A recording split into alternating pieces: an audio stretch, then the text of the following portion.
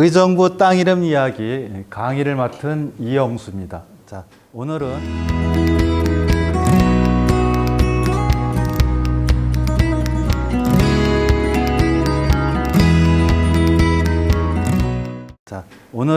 그 낙양동에 대해서 살펴보도록 하겠습니다. 자, 낙양동 연역입니다. 보면 낙양동은 어디에 속하냐면 조선시대 한양부 양주군 지역에 속합니다. 그건 당연한 거죠. 왜? 낙양동이 어디에 들어가 있냐면 의정부시에 들어가 있으니까 의정부시 자체가 예전에 뭐예요? 양주군에 들어갔었죠. 하나 여쭤볼까요? 그러면 양주군 범위가 어느 정도 됐을까요? 한강 이북부터 시작해서 개성 가기 전까지? 그건 너무 많은 것 같은데? 아, 그래요? 그러니까 지금 양주군이 의정부시, 양주시, 동두천시, 그 다음에 옆으로는 구리시. 고양시, 구리시, 남양주시, 고의까지 이렇게 포함이 됐대요. 그러니까 어떻게 보면 굉장히 넓은 지역이죠.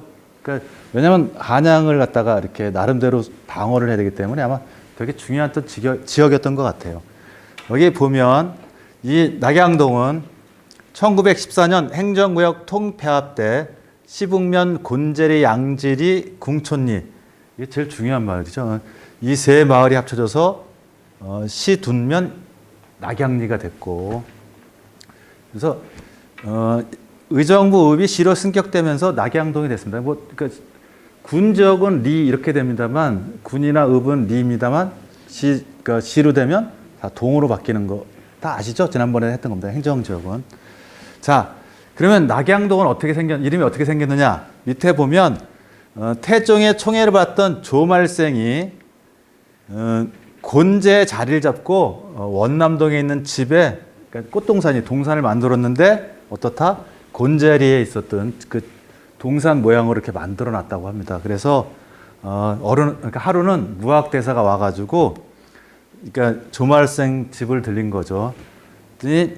이 꽃동산이 마치 중국의 낙양 같았다 해가지고 낙양화원이라고 이름을 지은 데서 낙양동이라는 동명이 유래됐다고 합니다. 꽤 오래됐죠. 자, 근데 중요한 건 여기서 한번 물음표. 낙양리가 처음 나온 게 언제죠? 처음 나온 게 언제예요? 1914년. 1914년이에요. 네. 근데 누가 이야기를 했어? 무학대사가 이야기를 했어. 시차적으로 안 맞죠? 그러니까 쉽게 말하면 낙양동이라는 그 지명을 설명하기 위해서 옛날 이야기를 끌어온 건데, 어떻게 보니까 뒤에 나중에 아마 이야기가 들어간 것 같아요. 그렇지 않고는 1914년에 처음 낙양리라는 게 생겼는데, 그 전에 태조 저기면 1390년대, 이때 이제 1400년 초반 때인데, 그때 어떻게 낙양이라는 그 지명이 생겼겠어요. 그죠? 어떻게 보면 뒤에 아마 그 낙양리가 되면서 이 낙양리와 관련해서 나름대로 이제 그 여러 가지 이야기를 끌어와가지고, 그때 이제 끌어온 게 무학대사 이야기가 아닌가, 그런 생각을 한번 해보게 됐습니다. 이거 보고 나서.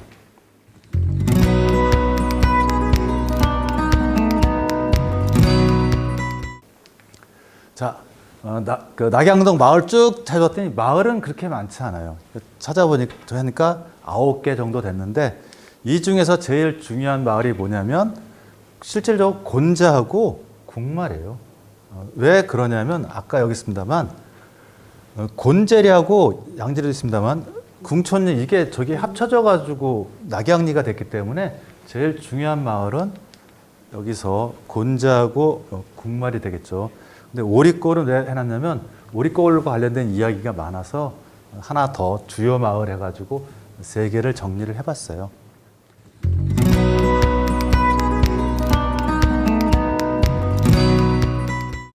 자, 그 곤제는 궁말, 그러니까 궁말이 보면 이 동네에서 제일 중요한 마을이죠. 궁말 서쪽에 있는 마을.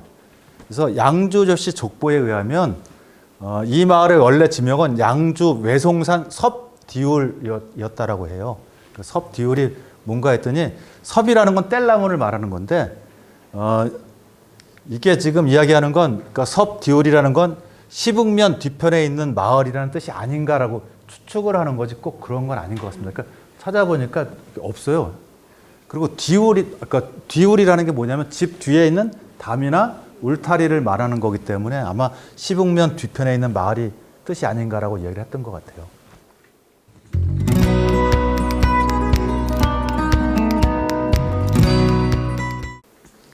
자, 곤제 보면 아까 있습니다. 섭디울도 있었습니다만 이제 곤제라는 이름이 등장하게 된 게 언제냐면 양주조 씨 두 형제 조극간하고 조수량 이 두 분이 이 마을에 살아서 이제 개척하면서 곤제라고 불리게 되었고, 그리고 중요한 건 이제 조극간 조수량 형제는 개요정난 때 수양대군에 의해서 죽임을 당해요. 그래서 이제 여기서 뭘 찾아왔냐면 개요정난이 뭔가 잠깐 보고 가겠습니다.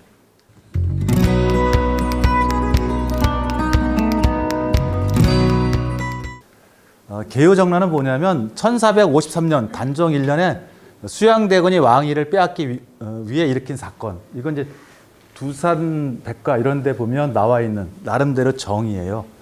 그러니까 수양대군은 문종, 문종은 누구의 아들이죠?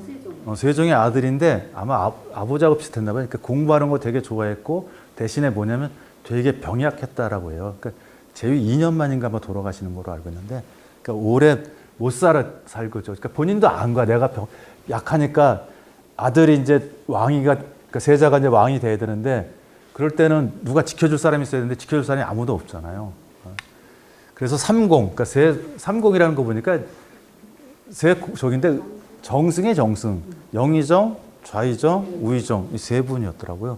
그래서 그때 그 영의정이 황보인이고 좌의정이 남지, 그다음에 우의정이 김종서였어요. 근데 요때 43년에는 누가 저기냐면 황보인이 영의정이었고 그다음에 남지라는 분이 몸이 안 좋아가지고 사퇴를 하고 김종서가 좌의정이 됐고 그다음에 그 정분이라는 분이 우의정으로 이렇게 됐대요. 그래서 근데 중요한 건 수양대군이 이 왕위를 빼앗겨서 그 나름대로 난을 일으켰는데 이 세 사람 정승 중에서 누가 제일 두려운 존재였냐면 김종서였다는 거죠. 그러니까 3명 중에 김종서만 제거하면 나머지 2명은 어떻다. 그냥 쉽게 제압할 수 있겠다라는 생각을 해가지고 수양대군이 김종서 집에 가가지고 불시에 습격해가지고 김종서하고 그 두 아들을 죽이죠.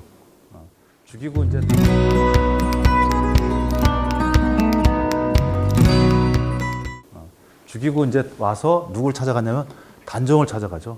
단종을 찾아가서 김종서가 역모를 꾸미려고 해서 내가 어쩔 수 없이 왕한테 이야기 못하고 먼저 일단 죽였다. 라고 이야기를 했고 사후에 이제 이야기를 했던 거고, 그러면서 이제 그 신하들, 나머지 이제 신하들한테는 그러니까 단종이 모이라고 했다. 중신들 모여라. 하는 거야. 그러면 이제 사람들이 그 의심 없이 그냥 모이는 거죠. 근데 이게 지금 일으킨 게 저녁 때였던 것 같아요. 저녁 때. 그러니까 저녁 때 그 왕이 모이려니까 중신들이 모이잖아요. 근데 그때 나름대로 뭘 준비했냐면 살생부가 있어요. 누굴 죽여야 되겠다는 게 이미 다 있죠. 그 난을 일으킬 때 항상 그러잖아요. 누구 죽여야 되고 누군 살려줘야 되고. 그래서 살생 계획에 따라서 황보인은 당시에 뭐라 그랬어요? 영의정이었고, 그다음에 이조판서에 있던 조국관, 그다음에 찬성, 이양 등은 걸문에 들어오자마자 바로 죽였고, 그 다음에 우의정 정분하고 조국관 동생인 조수량은 나중에 귀양 보냈다가 거기서 죽임을 당했어요. 이게 이제 두산백과에 있는 출천 두산백과에 나온 건데 보니까 개요정난하면 한국 민족 대백과 사전에도 보고 거의 내용은 똑같아요. 이렇게 이런 사건이라고 이야기를 해요. 왕일 어떻게 보면 찬탈한 거죠. 네, 어떤 여기서 두 분은 조국관하고 조수량은 다 돌아가셨죠.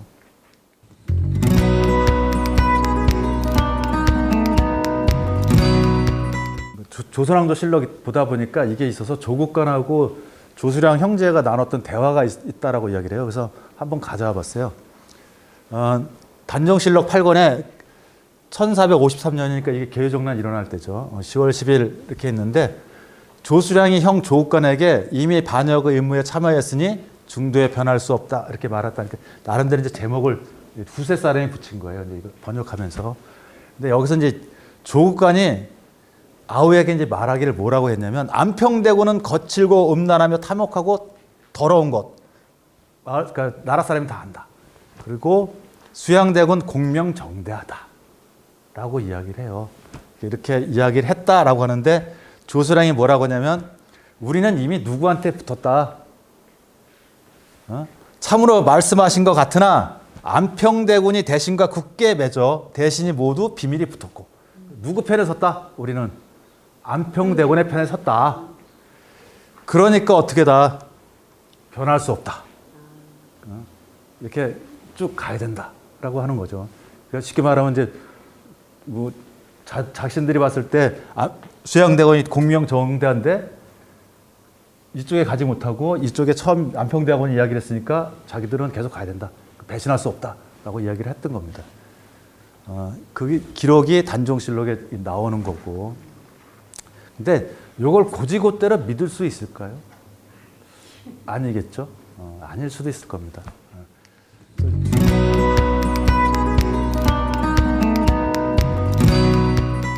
그래서 뒤에는 뭘 가져왔냐면 삼국사기 궁예전에 나타난 궁예 행적을 가져왔어요. 이게 나름대로 조금 아까 전했던 조국광 조수량 형제 이야기를 이해하는데 좀 참고가 될 것 같아서 자 제일 처음에 보면 궁예는 태어나면서 이가 있고 그 궁예는 나름대로 굉장한 인물입니다.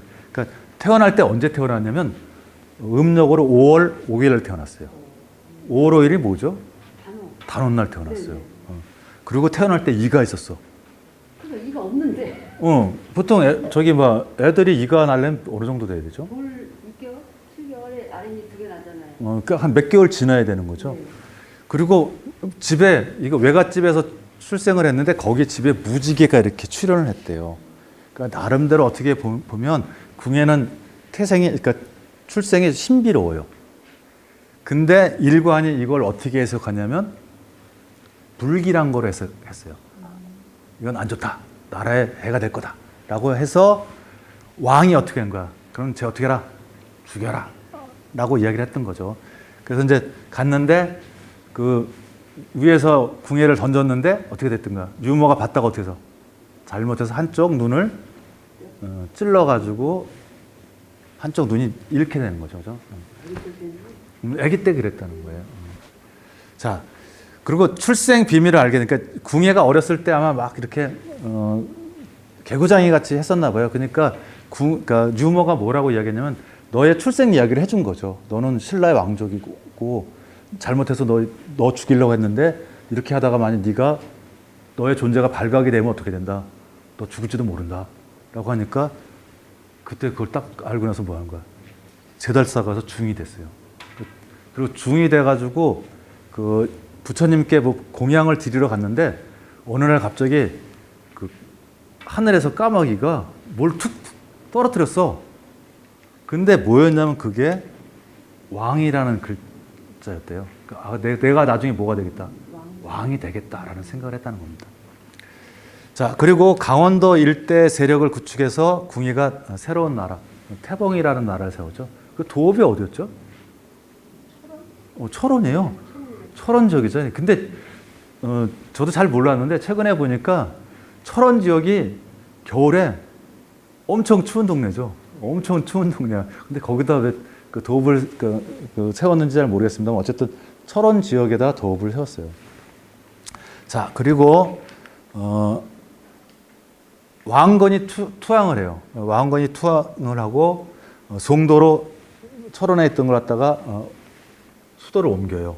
그리고 이제 왕건을 앞세워가지고 중부지방 대부분을 다 차지했고, 나름대로 이때까지 되게 잘 나갔습니다. 그리고 새로운 나라 세우고 이럴 때 거기 궁예전에 보면 뭐가 나오냐면 어디서 전투하다가 보면 이제 승리를 하잖아요. 그러면 전리품이 있어. 전리품이 있으면 부하들하고 어떻게 했냐면 n분의 1 했다는 거예요. 똑같이 나눠갔다는 거예요. 그러니까 내가 대장이고 왕이니까 나 이만큼 줘 이게 아니라 많이 베풀었다는 거죠.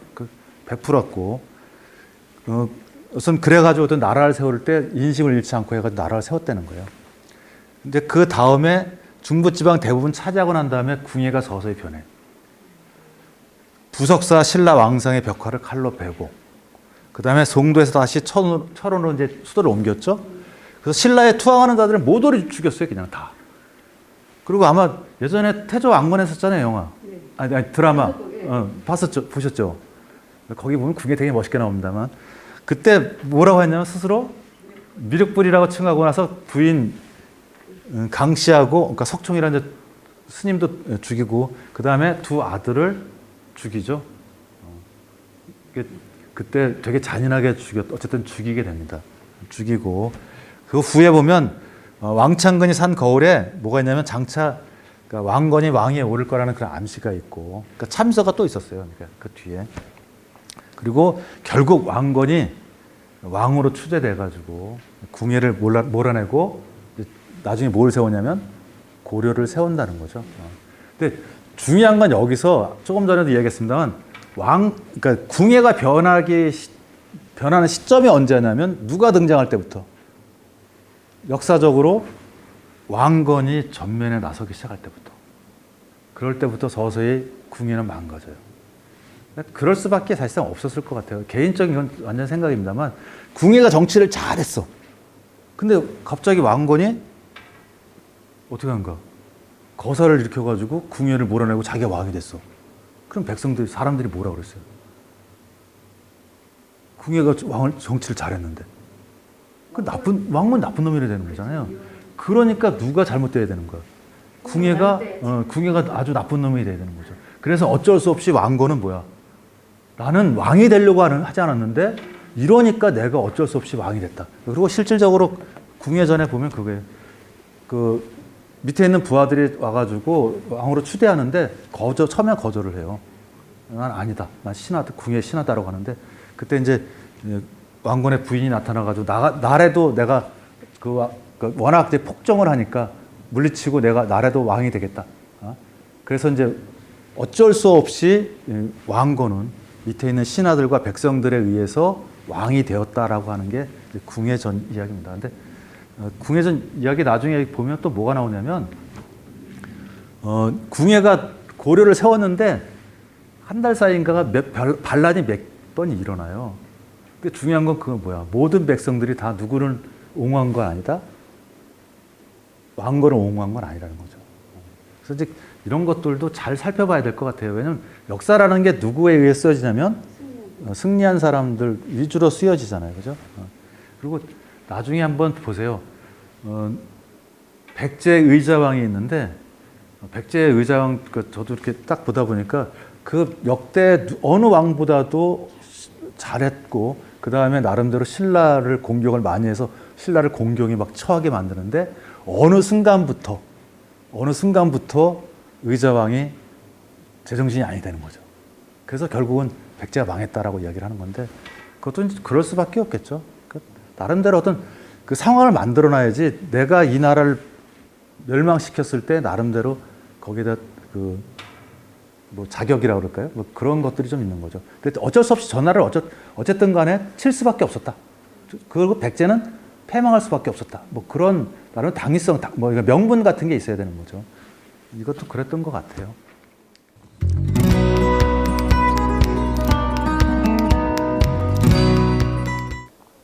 그리고 이건 다시 보여주는 이유가 뭐냐면 요게 10월 12일 계산년 네 번째 기사인데 1453년 이게 언제냐면 조금 전에 봤던 개유정난때예요. 개유정난이 밤에 일어났는데 그때 기사예요. 그러니까 어떻게 보면 이거는 조국간이나 조수량의 본인들의 이야기라기보다는 이야기는 아니죠. 이미 한 사람 죽었고 뭐 나중에 어디야? 그러니까 이 이야기 하기 전에 이미 그 형은 죽었고, 그죠? 동생은 나중에 잡혀가지고 유배를 갑니다만 이런 이야기는 어떻게 보면 뒤에 있는서 어떻게 만들어냈을 수도 있는 거겠죠, 그죠? 그래서 누구를 띄워주기 위해서 수양대군을 이렇게 올려줄 수밖에 없는 그런 상황이 된 거죠. 이것도 한번 생각해 볼 것 같아요.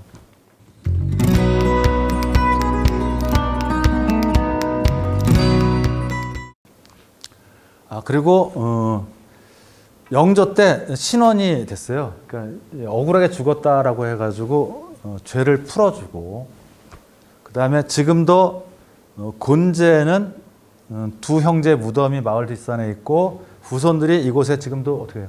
대대로 살고 있죠. 자, 의정부 문화원에서 2020년 작년에 나온 책에 보면 그러니까 이거 2019년에 조사를 한 거죠.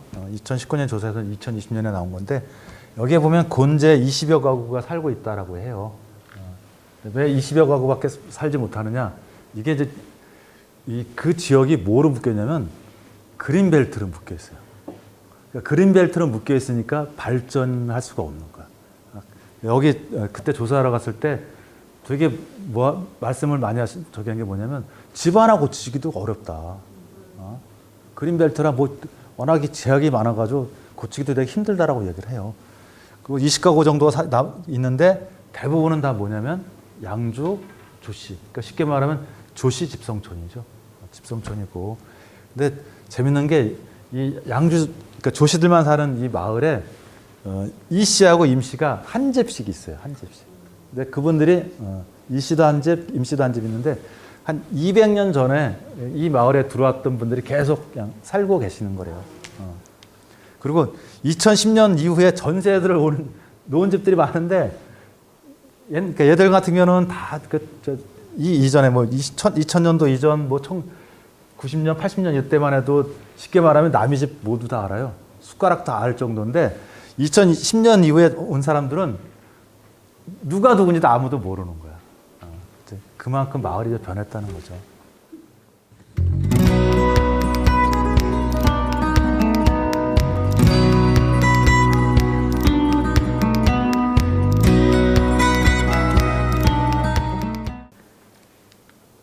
자, 그리고 곤제를 우리말 곤제, 아이로 해가지고 고온 언덕이라고 보는 견해도 있어요, 보니까. 이게 이렇게 있는데, 이게 이제 지난번에 했던 홍정덕이라는 분이 이렇게 해놓은 건데, 보니까, 우리말 지명, 곤에는 곱다라는 의미가 있어서 상당히 널리 쓰이는 지명이다라고 이야기를 했는데, 상당히 널리 쓰이는 지명 같지는 않아요. 찾아보니까 곤자 들어가는 게 그렇게 많지는 않습니다. 그리고 예컨대 서울 소공동의 우리말 지명이 곤단골이 있는데 덕수궁의 고운 돌담에서 유래한 지명인 것이 바로 한 예다라고 했는데 곤담골은 덕수궁의 고운 돌담에서 유래된 게 아니고 다른 적이 있던 것 같아요. 그리고 어떤 이 덕수궁 하면 이제 떠오르는 게 뭐냐면 옛날에 저 한 80년대 한번 저기 했었는데 그때 그런 말이 있었어요. 덕수궁 돌담길 걸으면 어떻게 된다? 헤어진다라는 그게 있었어요. 그래서 덕수궁 돌담길을 한번 걸어봤나 안 걸어봤나? 한 번쯤은 걸어봤겠죠, 저도.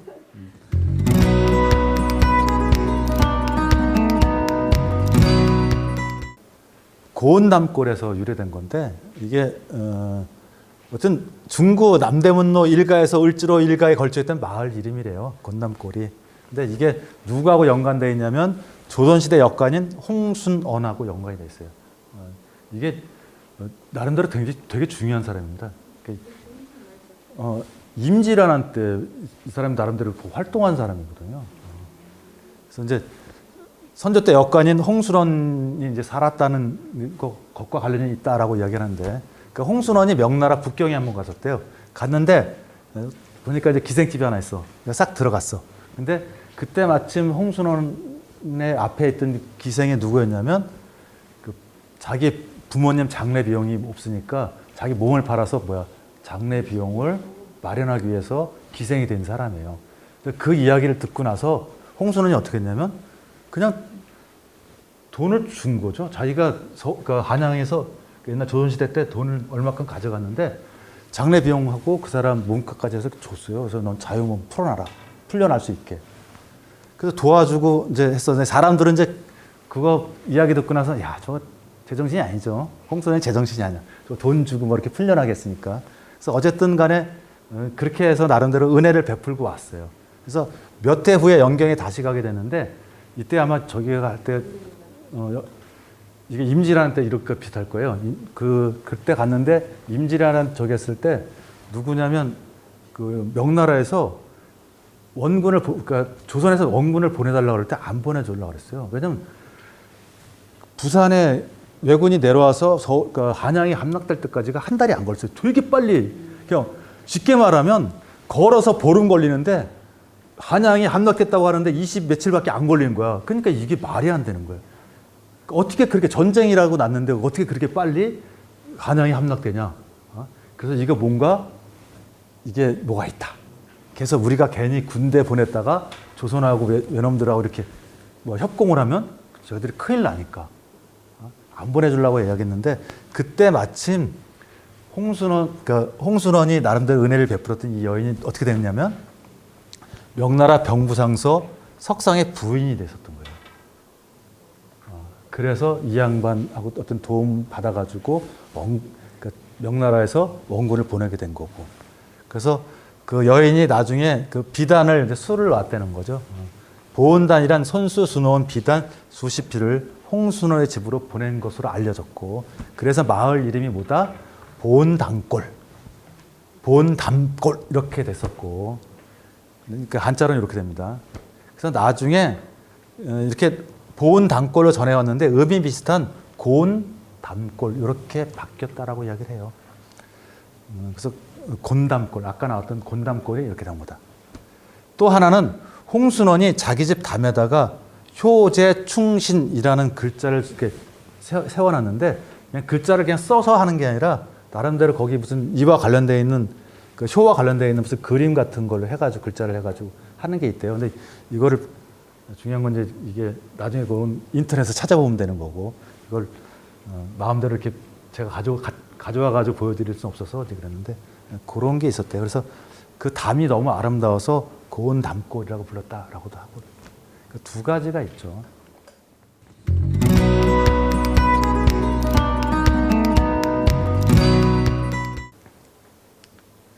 자, 그 다음에 곤자 들어간 지명을 몇 개를 찾아봤어요. 그러니까 보니까 곤잠 다 알잖아요, 그죠? 곤잠읍에 곤잠리가 있고 이 곤잠리에 보니까 뭐가 있냐면 곤제라는 마을이 있었어요. 자연마을로 곤제, 다석동, 묵방 이런 게 있었고 곤제는 곤잠의 본동으로 곤잠이 있는 곳이라는 뜻에서 붙여진 이름이 곤제래요.